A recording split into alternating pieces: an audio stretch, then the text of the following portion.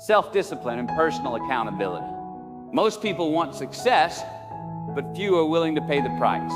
We say we want to grow, want to be great, want to break the cycle, but then we hit snooze. We scroll for hours. We blame circumstances. We delay what matters. And somewhere deep down, we know it's not the world that's holding us back. It's us. The truth, it's never been about motivation. It's not about talent. It's not about luck. It's about the war you fight every single day between the version of you who wants comfort and the version of you who wants more. This is the battle that builds champions. This is the mindset that forges legacies. And it all begins with two words: self-discipline. Welcome to the real work. We live in a world that's obsessed with instant results. We want the six-pack without the gym, the business without the grind, the success without the sacrifice. But the truth, the hard, unfiltered truth, is that success isn't handed out, it's earned. And the price you pay for it is called discipline, not just once, every single day. There will be moments more than you want to admit when you'll want to hit snooze, scroll endlessly, blame others, or quit altogether. That's where personal accountability kicks in. It's not about perfection, it's about ownership. It's saying no matter what happens, I'm responsible for how I respond. That mindset, that's the difference between average and unstoppable. You don't rise to the level of your goals, you fall to the level of your systems. And self-discipline is the system. It's the small, silent decisions you make when no one's watching. The habits that feel invisible until they become your identity. You don't need motivation every day, you need standards. You need to become the kind of person who does it anyway. This isn't about just grinding or pushing through burnout. It's about becoming someone you can respect.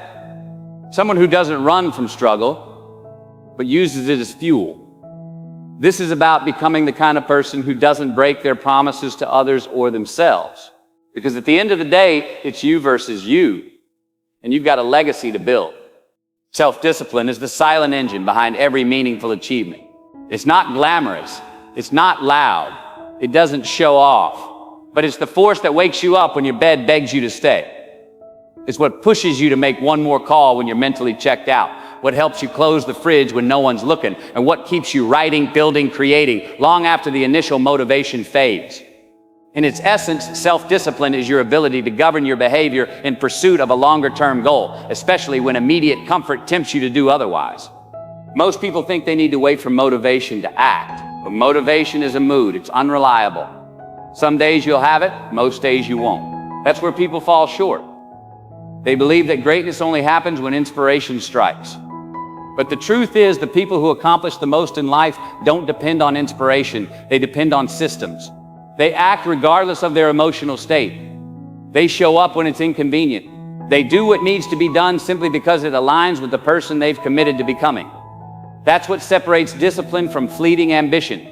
You see it in elite athletes who train before sunrise. Not because they always want to, but because they've trained their minds to honor commitment over comfort. You see it in entrepreneurs who risk failure again and again, not because it's easy, but because they disciplined themselves to push through resistance.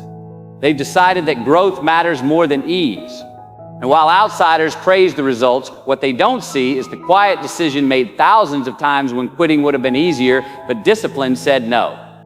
Discipline also thrives on clarity. When you're not sure what you want, it's hard to act decisively. But once your vision is locked in, once you know who you want to become, discipline becomes a daily practice of aligning your behavior with that identity. Every choice becomes a vote toward the person you're trying to be. Skipping the gym isn't just a missed workout, it's a vote for staying the same. Waking up early isn't just about the clock, it's about casting a vote for self-respect. Discipline doesn't ask, how do I feel right now? It asks, what would the best version of me do in this moment? Importantly, self-discipline isn't about being rigid or robotic. It's not about beating yourself up or denying joy. True discipline is a form of self-leadership. It's the ability to delay gratification in favor of something more meaningful. It gives you the power to pause, to think critically, to choose consciously. Instead of reacting impulsively, you respond intentionally. You make choices that align with your values and your future, not just your present urges. And there's a quiet confidence that grows from practicing discipline consistently. It builds trust in yourself. When you say, I'm going to do this, and you follow through, even when it's hard, you start to see yourself differently. You don't just have goals anymore. You have grit. You have evidence. And with every disciplined action, you reinforce your belief that you are capable, that you are resilient, that you are in control. In a noisy world full of shortcuts and distractions, self-discipline is your edge. It's what allows you to stay focused while others chase novelty. It's what builds the habits that success depends on. It's what carries you through the valleys when the highs disappear. The truth is, you don't need to do extraordinary things to have an extraordinary life. You just need to do the ordinary things with extraordinary consistency. And that is the work of self-discipline. We've all been taught to believe in willpower like some kind of magical internal switch, something you just turn on when things get tough and suddenly you have the strength to make the right choice. But this belief is one of the most damaging myths in personal growth. Willpower is not infinite, and it's definitely not reliable. It runs out, it fades with fatigue, stress, and emotional strain. If your entire strategy for self-control is based on having enough willpower to resist temptation or stay on track, you're setting yourself up to fail. Most people blame themselves when they can't resist distractions or stick to a goal, thinking they just lack discipline. But often, it's not a lack of discipline, it's a misunderstanding of how willpower actually works. Studies show that willpower functions like a muscle. Use it too much without rest, and it gets depleted. Every decision you make throughout the day, what to eat, how to respond to an email, whether or not to scroll your phone, draws from the same reservoir. That's why your self-control is often strongest in the morning and weakest late at night. It's not a personality flaw, it's biology. What successful people do differently isn't that they have more willpower, they just know not to rely on it all the time. They design systems and routines that reduce the need for constant decision-making. They eliminate friction. They automate good choices. They plan ahead so they don't have to rely on self-control in the moment. It's not about being stronger, it's about being smarter. If you want to eat healthier, it's not about resisting junk food every day. It's about not keeping junk food in the house. If you want to be more productive, it's not about fighting the urge to check your phone. It's about putting your phone in another room when you need to work. The key insight here is that environment beats willpower. When you're constantly exposed to temptation, even the strongest willpower will eventually collapse. But if you build an environment that supports your goals, you won't need to exert heroic amounts of discipline to stay on track. You can create a structure that makes the good choice the easy choice and the bad choice more difficult. This isn't weakness, this is strategic discipline. It's how high performers protect their energy and focus. Another part of the willpower myth is the idea that you should always feel ready to act. People wait for that spark, that moment of internal motivation. But those moments are rare and fleeting. Waiting to feel like doing something is a trap. The truth is, action often precedes motivation, not the other way around. You don't feel like working out until you start moving. You don't feel like writing until you start typing. Relying on willpower to kickstart action is inefficient. You need to build systems that encourage momentum regardless of how you feel in the moment. This is where habits come in. Habits bypass willpower. Once something becomes automatic, you no longer need to make a conscious decision about it. There's no internal debate, no negotiation with yourself, you just do it. Think of brushing your teeth. You don't use willpower to do that every morning. It's simply what you do. The more you can turn critical behaviors into habits, the less energy you'll waste on internal resistance. You free up your willpower for when it's truly needed, unexpected challenges, high-stakes decisions, moments of real temptation. The myth of willpower sets people up to feel ashamed and defeated when they inevitably slip. But the truth is, lasting success has little to do with raw willpower and everything to do with structure, preparation, and smart choices made ahead of time. The goal isn't to constantly fight against yourself. The goal is to design a life where the best version of you has the highest chance of showing up over and over again, without a constant internal battle. That's not weakness, that's wisdom. And it's how true discipline is built. Personal accountability is one of the most underrated and misunderstood principles of growth. It's not just about owning up to mistakes, it's about taking full responsibility for your life, your actions, your outcomes, and even your mindset. When you stop pointing fingers and start looking inward, everything begins to change. You realize that while you may not control every circumstance, you always control your response. And in that response lies your true power. Most people live in a reactive state. When things go wrong, they blame external forces, other people, the economy, bad luck, their upbringing. It feels easier to shift the responsibility because it protects the ego. But in doing so, they give away their power. As long as someone or something else is to blame, you can't do anything about it. You remain stuck, helpless, waiting for the world to change. Personal accountability flips that script. It says, maybe I didn't cause this, but I am responsible for what I do next. That mindset is the foundation of personal growth. Because when you own your life, you unlock your ability to change it. Taking accountability doesn't mean you're always at fault. It means you stop wasting energy on blame and instead direct that energy towards solutions. You stop waiting for perfect conditions or better support and start asking, what can I do with what I have? It's a shift from victim to leader, from reactive to proactive. This isn't about guilt, it's about ownership. It's the recognition that no one is coming to save you. If you want to grow, if you want to improve, if you want more from life, it starts with you taking control of what you can control. The most powerful changes in life happen when you stop outsourcing responsibility and start looking in the mirror. That moment when you realize your fitness, your finances, your relationships, your mindset, they're all a reflection of the choices you've made, the standards you've set, and the effort you've put in. And the beauty of that truth is this: if your current situation is a result of your past choices, then your future can be changed by the choices you make from this point forward. That's not pressure, it's freedom. It means you're not at the mercy of your past, you're in charge of what comes next. Personal accountability also builds self-respect.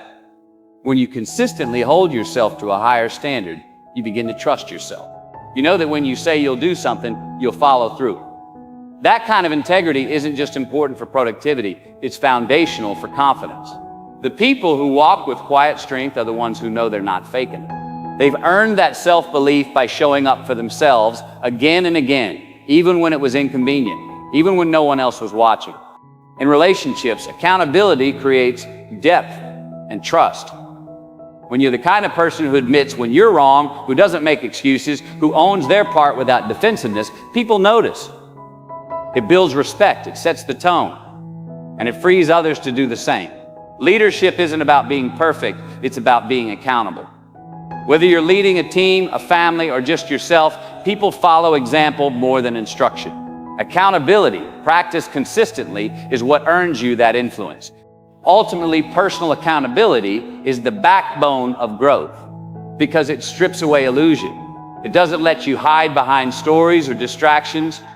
It forces you to get honest about who you are, what you've been doing, and what needs to change.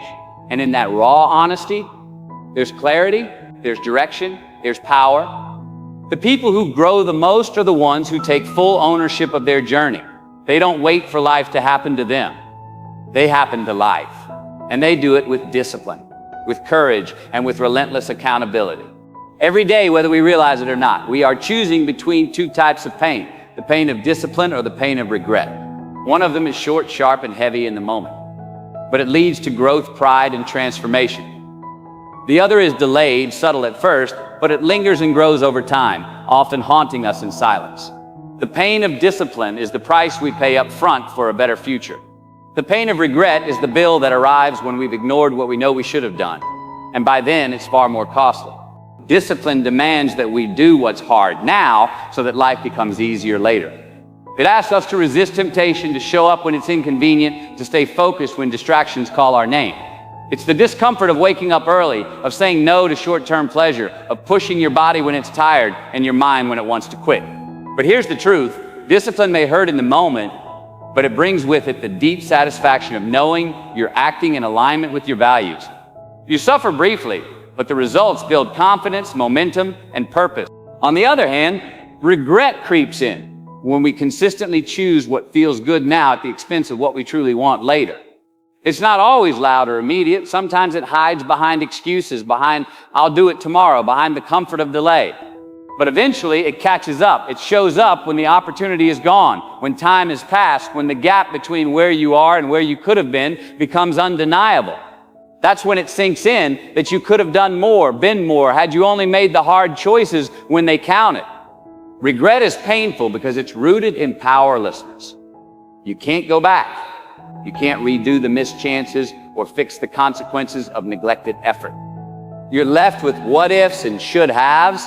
And unlike discipline, which is temporary and within your control, regret can last a lifetime if you don't make peace with it. It eats at your self-respect, it taints your memories, and it colors the way you see yourself.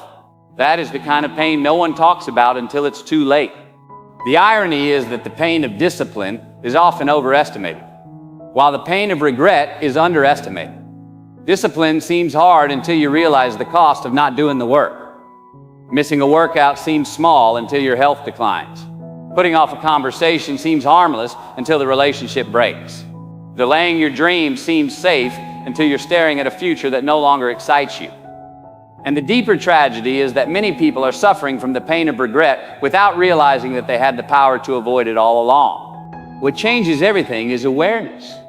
When you understand that both pain is inevitable, but one leads to strength while the other leads to sorrow, you start to see every moment of resistance as a crossroads. You realize that every time you choose to get uncomfortable and act with discipline, you're actually protecting your future self. You're sparing them from that ache of wondering, what if I had just tried harder? You're making decisions now that your future self will thank you for, not resent. In the end, discipline may be hard, but it's a kind of suffering that builds character.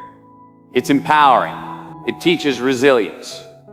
It shapes you into someone who trusts themselves. Regret, on the other hand, does nothing but remind you of what you lost. So when it's time to choose, and it always is, remember that the pain of discipline is the path to freedom. The pain of regret is the cost of staying the same. Choose wisely. Your future depends on it.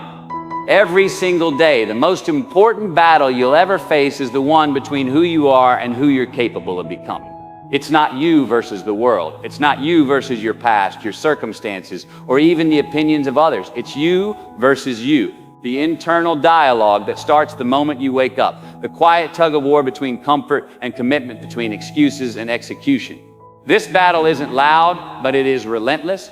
And winning it consistently is what separates those who live by intention from those who drift through life on autopilot. The enemy you're fighting isn't some external villain. It's the voice that says, hit snooze, you've earned it. It's the impulse that says, skip the gym today, just this once.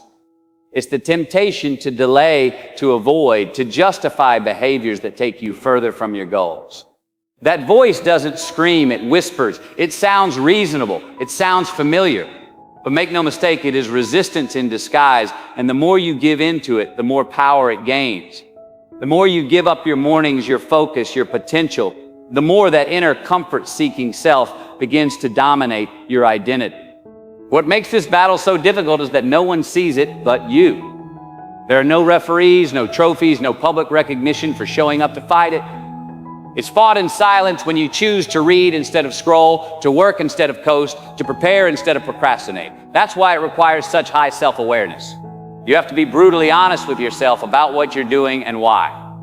You have to catch your patterns, your rationalizations, your moments of compromise, because the real damage is done not in one big mistake, but in the small decisions made daily that slowly pull you away from who you said you wanted to be. Winning this daily battle is not about perfection. It's not about never slipping up or always being at your best. It's about the discipline to bounce back quickly when you do fall. It's about recognizing that losing a round doesn't mean you've lost the war. Some days you'll feel strong and unstoppable. Other days you'll feel weak and unmotivated. But showing up anyway, especially on those hard days, is what builds the mental toughness necessary to win over time. You don't become stronger by only working when you feel good. You become stronger by working even when you don't. It also requires that you redefine what winning means. Winning isn't about doing more than others. It's about doing more than you did yesterday. It's about setting a higher standard for yourself and meeting it. If yesterday you avoided discomfort, then winning today means stepping into it. If you gave in to distraction yesterday, then winning today means focusing a little longer. Progress doesn't have to be massive to be meaningful. Small, consistent victories, choosing discipline in moments where it would be easier to give up, compound into extraordinary transformation. One of the greatest realizations you can have is that you are both the problem and the solution. You are the obstacle standing in your own way, and also the only one capable of getting out of it. That level of radical ownership is uncomfortable, but it's also incredibly empowering, because it means you don't have to wait for anyone else to fix things. You just have to beat the version of you who wants to settle. And every time you do, even in a small way, you shift the balance of power toward the person you're trying to become. The truth is, no one else can fight this battle for you. It's yours alone. But within that challenge lies a gift, because when you do win, when you silence the excuses, when you push through the resistance, when you rise above your own limitations, you gain more than success. You gain self-respect, you gain clarity, and you gain momentum. Each battle won makes the next one easier. And over time, those quiet victories shape your identity. You become someone who doesn't back down, someone who honors their word, someone who shows up. And that is how greatness is built, not overnight, but one personal battle at a time. Building relentless self-discipline isn't about being born with extraordinary will or superhuman focus. It's about using practical tools and strategies to train your mind and shape your environment in a way that supports your growth. It's about being intentional, not perfect. When discipline becomes a lifestyle rather than a reactive decision, it no longer feels like a constant struggle. It starts to feel like who you are.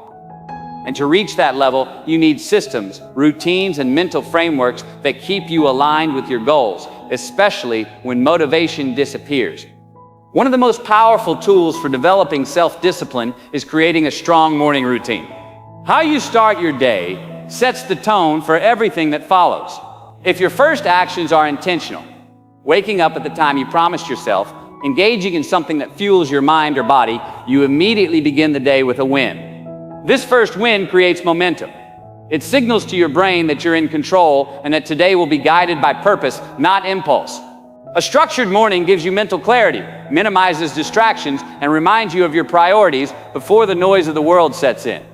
Another essential tool is goal setting with clear, measurable benchmarks. It's not enough to say you want to be healthier, wealthier, or more successful. You need to define what that looks like. Discipline thrives in clarity. When you set specific targets, how many workouts per week, how many pages to write, how much to save, you give yourself something tangible to aim at. Vague goals lead to vague actions, but when your goals are precise and time-bound, your actions become deliberate. You create urgency. You build focus. And that kind of structure is a powerful ally to discipline. Daily planning is another foundational strategy. When you take time each evening or morning to plan your day, you shift from reacting to life to directing it.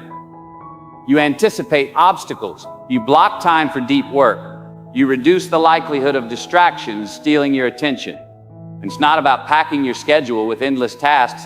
It's about making room for what truly matters. A disciplined day doesn't have to be busy, but it does have to be intentional. Even planning time for rest or creative work is an act of discipline, because it shows that you're making choices based on what you value, not what happens to show up. Accountability is also a game changer. Whether it's a coach, a mentor, a trusted friend, or even a public commitment, having someone or something to answer to increases your consistency. When it's just you, it's easy to negotiate with yourself. But when you know someone else is watching, you rise to a higher standard. External accountability turns goals from private intentions into public declarations. It creates pressure, the good kind, that keeps you honest and focused, especially on days when your internal motivation is weak. One of the most overlooked tools in building self-discipline is self-reflection. Discipline without awareness can easily turn into burnout or blind repetition.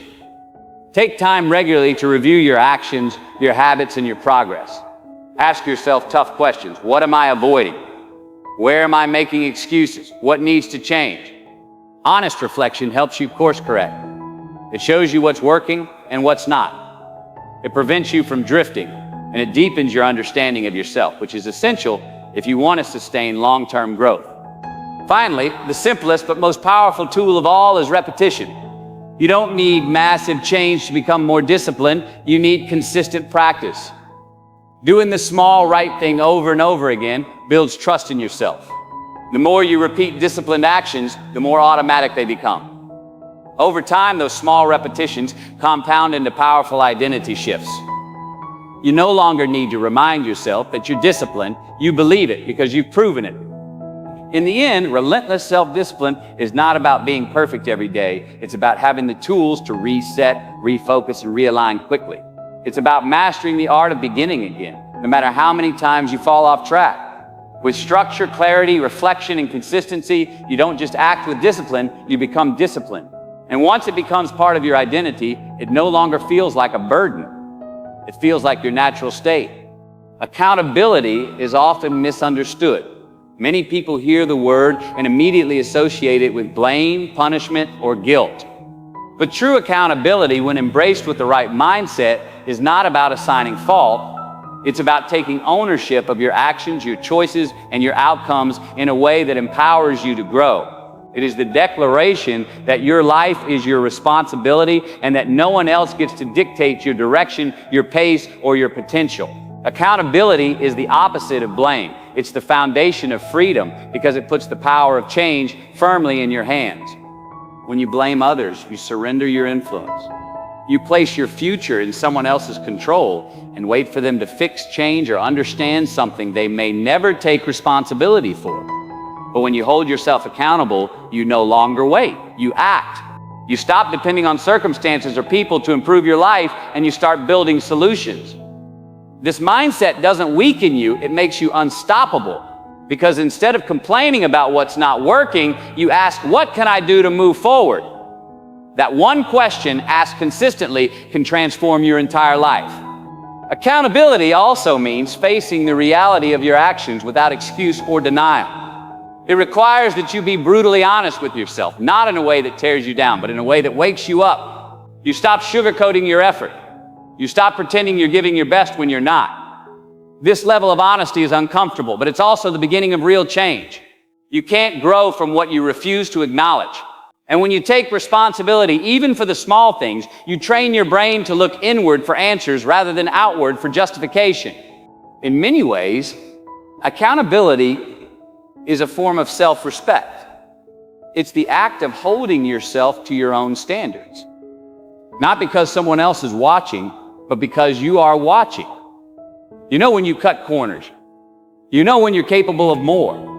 And when you hold yourself to a higher level, you begin to trust yourself more deeply. You become someone who follows through, someone whose word actually means something, not just to others, but to yourself. That trust creates internal peace, and that peace fuels performance.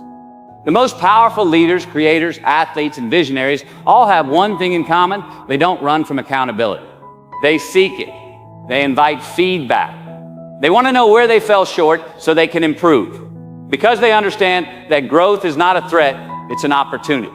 They don't see accountability as a source of shame, but as a tool for mastery. The faster you can recognize your missteps, the faster you can correct them. And the faster you correct them, the more progress you make. Being accountable doesn't mean you never mess up. It means you don't hide when you do. You don't blame the weather or your schedule or someone else's attitude. You own your role in every situation, good or bad. That ownership builds resilience because you learn to bounce back faster. You don't waste time defending your ego. You spend your energy improving your approach. That's how accountability becomes an asset. It becomes your fuel, not your chain. It keeps you honest, focused, and humble enough to adapt. At its core, accountability is not something imposed on you. It's something you choose. It's a mindset that says, I'm not a victim, I'm a creator. I may not control everything that happens, but I control how I respond, and that response defines my future.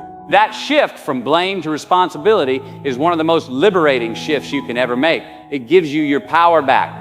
And when you live in that power, discipline becomes easier, goals become clearer, and progress becomes inevitable. Because you're no longer waiting for permission or perfection. You're simply doing the work, owning the results, and rising stronger with every step. Here's the truth. You are not always going to feel like doing what needs to be done. But if you let feelings dictate your actions, you'll always be a prisoner of circumstance. When you lead with discipline, you become the architect of your future, not the victim of your excuses. And when you hold yourself accountable, you send a signal to the world and to yourself that you're serious, that your dreams are not optional, that you're not waiting for permission to change your life, because no one is coming to save you. You are the hero you've been waiting for. So the next time you're tempted to quit, to cut corners, to settle, remember this: the strongest people aren't the ones who feel like it every day. They're the ones who show up anyway. That's who you are becoming. That's the legacy you're writing. One disciplined, accountable choice at a time. Here's the truth. You don't need to be perfect. You don't need to have it all figured out. You just need to show up for yourself consistently. The most important promises you'll ever keep are the ones you make to yourself, not because anyone is watching, but because you are. Every time you choose discipline over distraction, every time you take responsibility instead of placing blame, you cast a vote for the person you are becoming. That version of you, the one who doesn't quit, who doesn't compromise, who doesn't settle. They're waiting. And the only way to meet them is to win the battle, the one you fight every day. You versus you. So rise, take ownership, and write a story you'll be proud of, one disciplined choice at a time.